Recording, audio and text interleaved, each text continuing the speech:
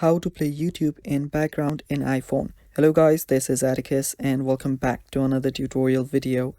In today's video, I'll teach you guys how you can play YouTube in your background on iPhone.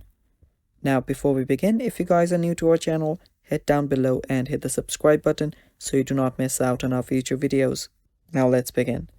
So for this, we will not be using the YouTube app. We will be using the YouTube's web version from our Safari. So simply open up your Safari and search for youtube.com.